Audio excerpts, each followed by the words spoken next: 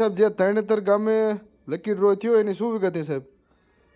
અત્રેના ચોટીલા સબ division હેઠળના થાનગઢ તાલુકાના તરણેતર ગામે 2 દિવસ અગાઉ 6 ઈસમોએ લકી ડ્રોનું આયોજન કરવામાં આવેલું હતું.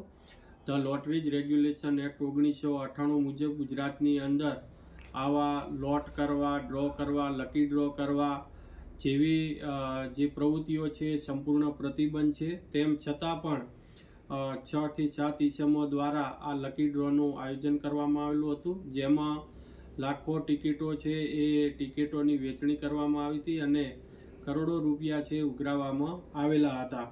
જેથી જે લકી ડ્રોનું જે આયોજન કરવામાં આવેલું હતું ત્યાં ખૂબ જ મોટા પ્રમાણની અંદર લોકોના ટોળા ભેગા થયેલા હતા અને લકી ડ્રો ન થઈ શકવાના કારણે ત્યાં અફડાતફડી મચી ગઈ હતી અને જેના લીધે કાયદો અને વ્યવસ્થા જાળવવામાં તેમજ સુલેહ શાંતિમાં ભંગ તેમજ ખલેલ પહોંચાડવામાં આવેલો હતો.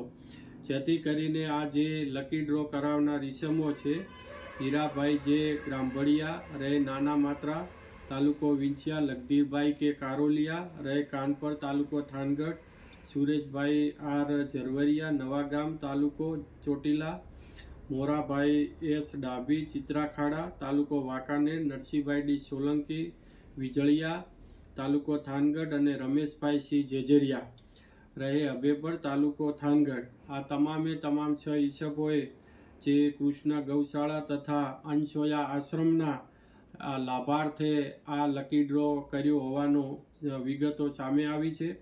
જેથી આ તમામે તમામ ઈસમોએ lottery regulation act 1998, the prize chits and money circulation banning act 1977 તેમજ ભારતીય નાગરિક સુરક્ષા સંહિતા ની કલમ 126 મુજબના ગેરકાયદેસર કૃત્યો કરેલા હોય ભવિષ્યમાં આવી કોઈ પણ આ હુકુમતની અંદર આ વિસ્તારની અંદર કોઈ આવી પ્રવૃત્તિઓ ન કરે, જે અટકાવવું ખૂબ જ જરૂરી હોય. જેથી કરીને આજે ઉક્ત 6 ઈસમોની સામે ધરપકડ વોરંટ ઇસ્યુ કરવામાં આવેલા છે અને ત્યારબાદ એમની જામીન અંગેની તેમજ કાયદેસરની પ્રક્રિયા એ હાથ ધરવામાં આવેલ છે.